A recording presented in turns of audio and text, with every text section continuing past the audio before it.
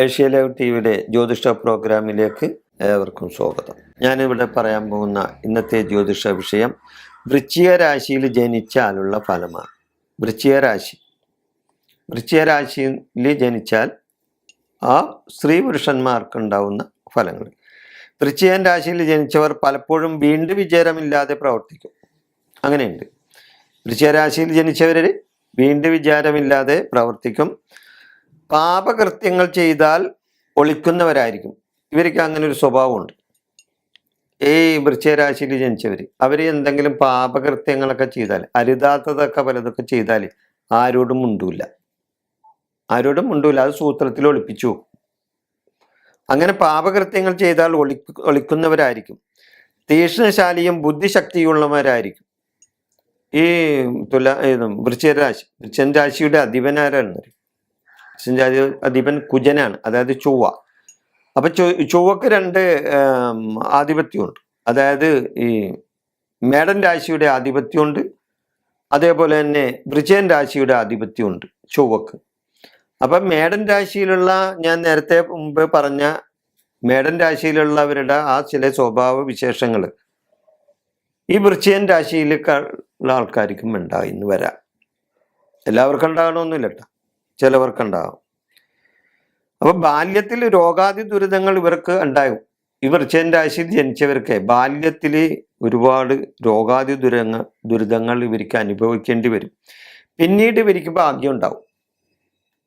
ഇവരുടെ ബാല്യകാലത്ത് ഇവർ ദുരിതങ്ങൾ അനുഭവിക്കേണ്ടി വരും. എന്നാൽ ഇവർക്ക് പിന്നീട് നല്ല ഭാഗ്യാനുഭവങ്ങൾ ഇവർക്ക് ഉണ്ടാവും.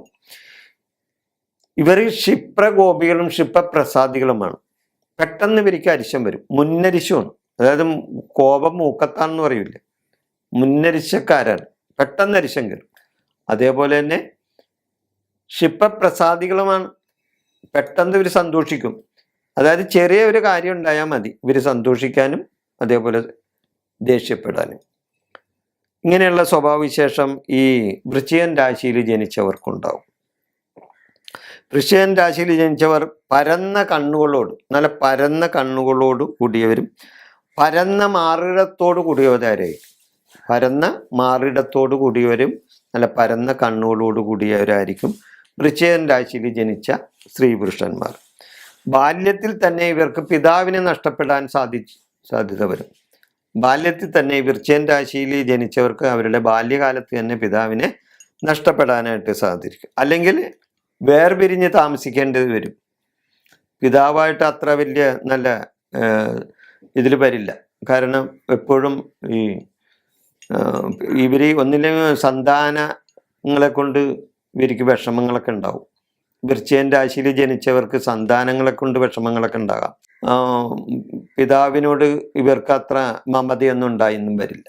അതുപോലെ തന്നെ ഈ പിതാവിനെയും അതേപോലെ തന്നെ ഈ ഗുരുക്കന്മാരെയൊക്കെ ഈ വൃശ്ചിക രാശിയിൽ ജനിച്ചവർക്ക് ബാല്യത്തിൽ തന്നെ നഷ്ടപ്പെടാനായിട്ട് സാധ്യതയുണ്ട്. പലപ്പോഴും ഇവർ ക്രൂരകൃത്യങ്ങളൊക്കെ ചെയ്യും. ഞാൻ നേരത്തെ പറഞ്ഞു, ചില ക്രൂരകൃത്യം ചെയ്താൽ ഇവർ മിണ്ടില്ല, ഒളിച്ചു നോക്കും. അതേപോലെ തന്നെയാണ് ഈ പല ക്രൂര പ്രവർത്തികൾ ചെയ്യുന്നവരാകാനായിട്ടാണ് സാധ്യത. കയ്യിൽ മത്സ്യരേഖ ഉണ്ടാവും, പക്ഷിശിര. ഇവരുടെ കയ്യിലുള്ള രേഖകൾ, കയ്യിൽ മത്സ്യരേഖ ഉണ്ടാകും, പക്ഷിരേഖ ഉണ്ടാവും, വജ്രരേഖ ഉണ്ടാവും. ഇവർക്ക് ചെയ്യുന്ന പാപങ്ങളെ മറച്ചു വെക്കുന്നവരായും ഭവിക്കും. സ്ത്രീകളെ സ്വാധീനിക്കുന്നവരും സ്ത്രീകളിൽ തൽപരനുമായിരിക്കും. സ്ത്രീകളെ സ്വാധീനിക്കുന്നവരും സ്ത്രീകളിൽ തൽപരനായിരിക്കും. അതായത് ഇവരുടെ വാക്കുകളിലൊക്കെ സ്ത്രീകൾ ആകൃഷ്ടരാകും.